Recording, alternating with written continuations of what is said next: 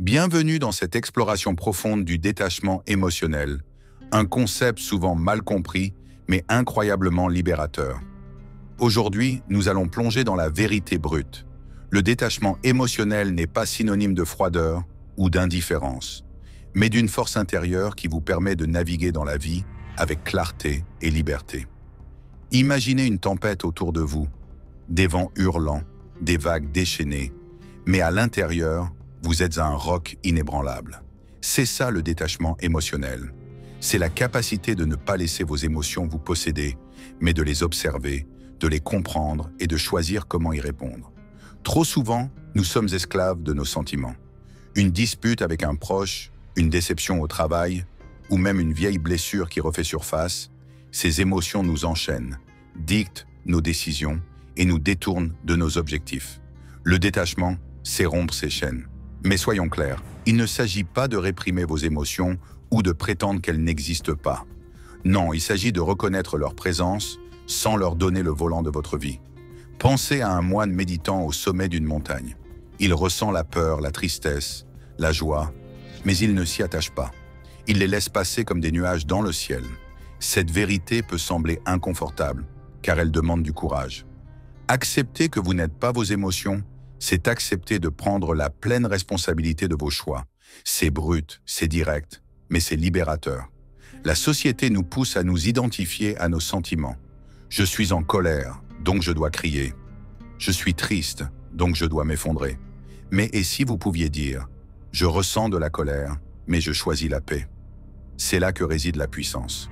Le détachement émotionnel vous donne le pouvoir de briser les cycles toxiques, les disputes répétitives, les ruminations sans fin, les regrets qui vous rongent. Imaginez une vie où vous ne réagissez plus par impulsion, où vous ne vous perdez plus dans le drame des autres ou dans vos propres pensées. Ça commence par une vérité simple mais brutale. Vos émotions sont des visiteurs temporaires, pas des résidents permanents. Alors, comment commencer? D'abord, observez vos émotions sans jugement. La prochaine fois que vous ressentez une montée de colère ou d'anxiété, prenez une seconde. Respirez. Demandez-vous, qu'est-ce que je ressens? Pourquoi? Cette pause crée une distance entre vous et l'émotion. Ensuite, pratiquez la non-identification. Dites-vous, je ne suis pas cette colère, je ne suis pas cette peur. Cela semble simple, mais c'est une révolution intérieure. Enfin, choisissez votre réponse. Voulez-vous alimenter le feu ou construire quelque chose de meilleur? Ce chemin demande de l'entraînement, mais chaque pas vous rapproche d'une liberté que peu de gens connaissent. Alors, je vous lance un défi. Aujourd'hui, identifiez une émotion qui vous contrôle et commencez à la détacher de votre identité. Partagez votre expérience dans les commentaires, ça pourrait inspirer quelqu'un d'autre. Et si ce message résonne avec vous, abonnez-vous pour ne pas manquer la suite de ce voyage. Likez cette vidéo pour soutenir ce contenu et aidez-nous à toucher plus de personnes en quête de liberté émotionnelle.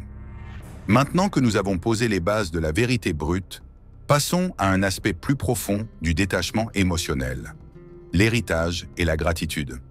Vous êtes-vous déjà demandé pourquoi certaines émotions vous collent à la peau?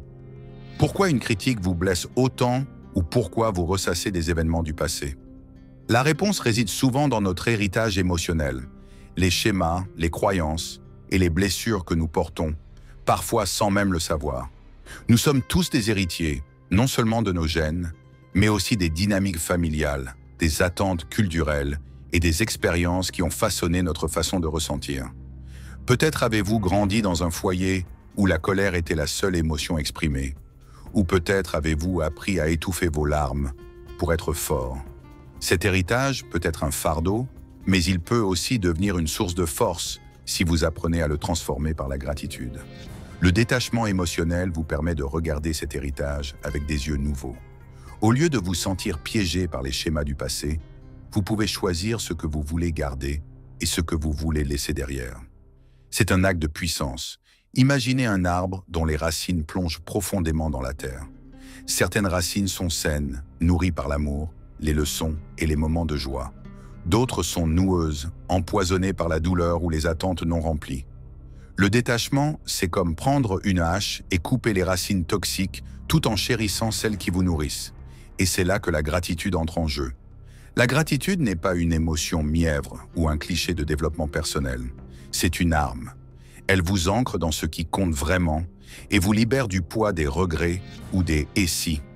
Être reconnaissant pour votre héritage, même pour ses parties douloureuses, c'est reconnaître que chaque expérience vous a façonné. Oui, même les trahisons, les échecs, les moments où vous vous êtes senti brisé. Ces expériences ne vous définissent pas, mais elles vous ont donné des leçons. La gratitude vous permet de dire « Merci pour ce que j'ai appris, mais je ne suis pas obligé de porter cette douleur pour toujours. » Prenez un moment pour réfléchir. Quelles émotions héritées vous retiennent? Peut-être une peur de l'abandon, une tendance à plaire aux autres, ou une colère refoulée. Le détachement émotionnel vous invite à les voir pour ce qu'elles sont. Des échos du passé, pas des vérités éternelles. Ensuite, pratiquez la gratitude active. Chaque jour, notez une chose de votre passé, bonne ou mauvaise, et remerciez-la pour ce qu'elle vous a appris. Ce simple acte recentre votre esprit et dissout les attaches émotionnelles inutiles. Vous commencez à voir votre histoire non pas comme une prison, mais comme un tremplin. Alors, je vous invite à essayer ceci. Aujourd'hui, écrivez une lettre de gratitude à une personne ou une expérience de votre passé qui vous a marqué. Vous n'avez pas besoin de l'envoyer, mais mettez-y votre cœur. Partagez dans les commentaires ce que cet exercice vous a apporté. Si ce message vous inspire, abonnez-vous pour continuer à explorer ces idées puissantes. Likez cette vidéo pour nous aider à diffuser ce contenu et à bâtir une communauté de personnes prêtes à transformer leur héritage en force. Passons maintenant à un pilier essentiel du détachement émotionnel, la présence consciente. Si vous voulez vraiment libérer la puissance du détachement, vous devez apprendre à vivre ici et maintenant. Trop souvent, nos émotions nous tirent en arrière, vers les regrets du passé ou en avant, vers les anxiétés du futur. La présence consciente, c'est l'art de ramener votre esprit au moment présent, là où vous avez le plus de pouvoir. Pensez-y, quand êtes-vous le plus libre? Pas quand vous ressassez une vieille dispute ou quand vous vous inquiétez de ce qui pourrait arriver demain. Vous êtes libre quand vous êtes pleinement engagé dans l'instant, que vous écoutiez le rire d'un ami, que vous sentiez le vent sur votre peau ou que vous plongiez dans une tâche avec toute votre attention. La présence consciente est la clé pour détacher vos émotions de leur emprise, car elle vous ancre dans la réalité, pas dans les histoires que votre esprit invente. Mais soyons honnêtes, rester présent est difficile. Votre cerveau est une machine à voyager dans le temps, toujours à ressasser ou à anticiper. Et c'est normal.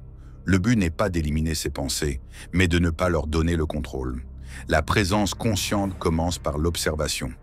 Prenez une seconde, là, maintenant. Que ressentez-vous dans votre corps? Qu'entendez-vous autour de vous? Votre esprit est-il calme ou agité? Ne jugez pas, observez simplement. Cette pratique crée une distance entre vous et vos émotions, comme si vous regardiez un film plutôt que d'être le personnage principal. Une des techniques les plus puissantes pour cultiver la présence est la méditation, mais ne vous inquiétez pas, vous n'avez pas besoin de vous asseoir en tailleur pendant des heures. Commencez par 5 minutes par jour. Asseyez-vous, fermez les yeux et concentrez-vous sur votre respiration. Quand votre esprit vagabonde, et il le fera, ramenez-le doucement à votre souffle. Ce n'est pas magique, mais c'est transformateur. Avec le temps, vous remarquerez que les émotions qui vous submergeaient autrefois perdent de leur intensité.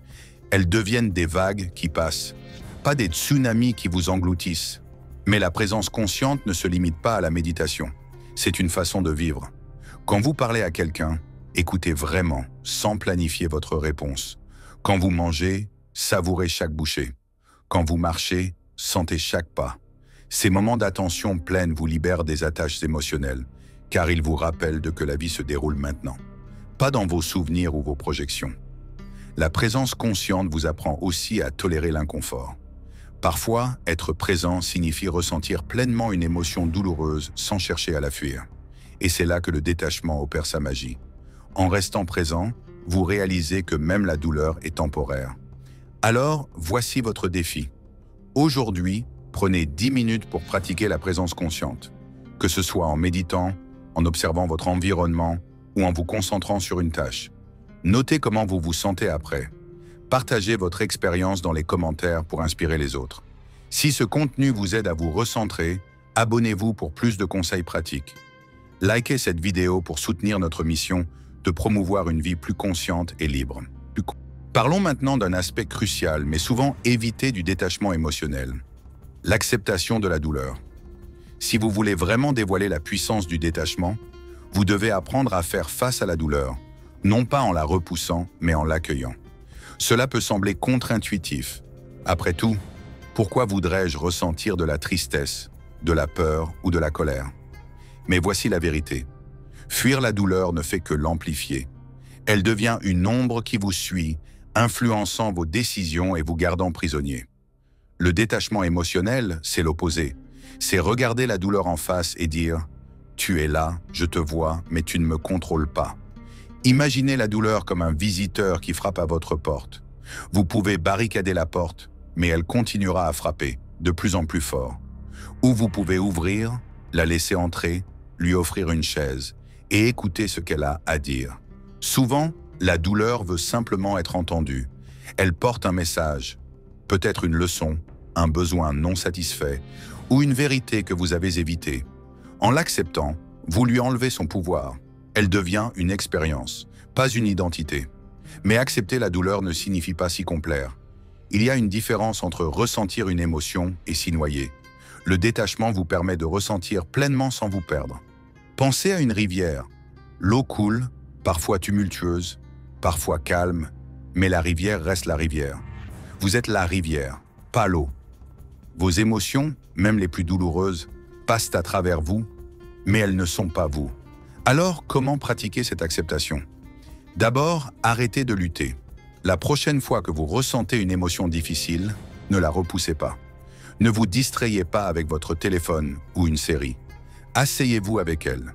Fermez les yeux, respirez profondément et demandez-vous « Où est-ce que je ressens cette douleur? À quoi ressemble-t-elle » Donnez-lui un espace pour exister. Vous serez surpris de voir à quel point elle s'adoucit quand vous cessez de la combattre. Ensuite, posez-vous une question puissante. Qu'est-ce que cette douleur essaie de m'apprendre?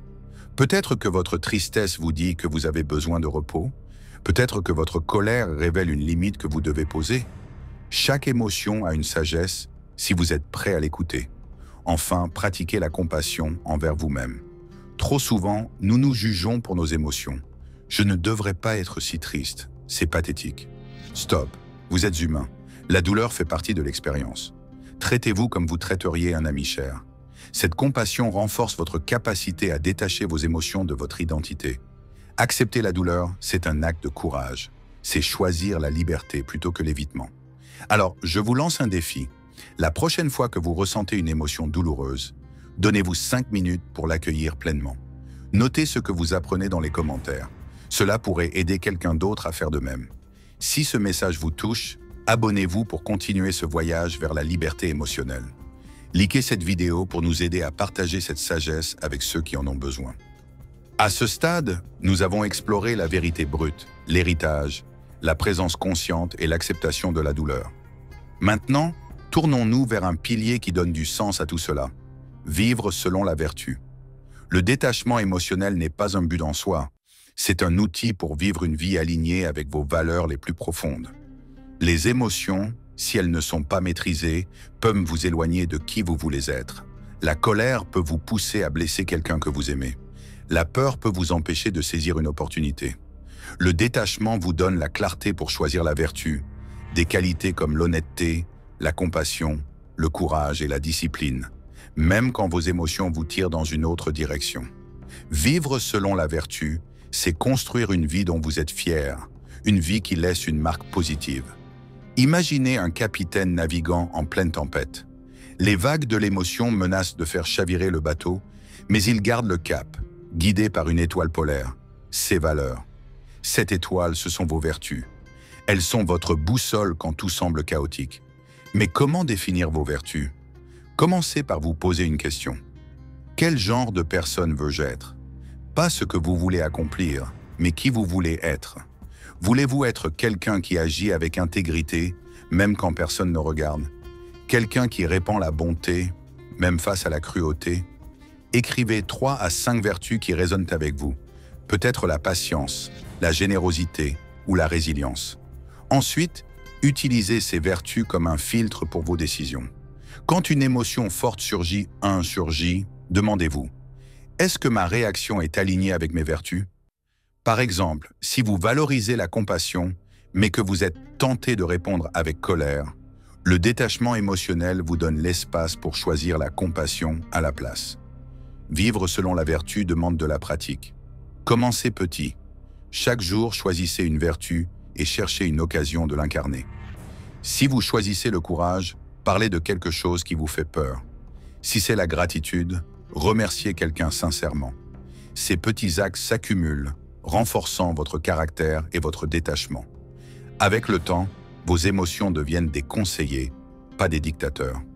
Vous agissez non pas parce que vous ressentez quelque chose, mais parce que c'est juste. Cette façon de vivre crée une paix intérieure que rien ne peut ébranler. Alors, voici votre défi. Choisissez une vertu aujourd'hui et trouvez un moyen de l'exprimer. Partagez votre expérience dans les commentaires pour inspirer notre communauté. Si ce message vous motive à vivre avec plus d'intention, abonnez-vous pour plus de contenu transformateur. Likez cette vidéo pour aider à diffuser cette vision d'une vie vertueuse. Nous arrivons à la dernière étape de notre voyage. Memento mori, ou souviens-toi que tu vas mourir. Cela peut sembler sombre, mais c'est l'un des concepts les plus puissants pour approfondir votre détachement émotionnel et vivre pleinement. Les stoïciens utilisaient cette phrase pour se rappeler que la vie est temporaire et que chaque moment est précieux. En méditant sur votre mortalité, vous mettez vos émotions en perspective. Cette dispute avec un collègue, cette inquiétude pour l'avenir, à l'échelle de votre vie, elles perdent de leur poids. Memento mori n'est pas une invitation à la peur, mais à la liberté. C'est un rappel que le temps est limité et que s'attacher à des émotions passagères est une perte de ce cadeau précieux. Imaginez-vous à la fin de votre vie, regardant en arrière. Qu'est-ce qui comptera vraiment? Probablement pas les fois où vous vous êtes énervé dans les embouteillages ou où vous avez ruminé une critique. Ce qui comptera, ce sont les moments où vous avez aimé, où vous avez créé, où vous avez fait une différence.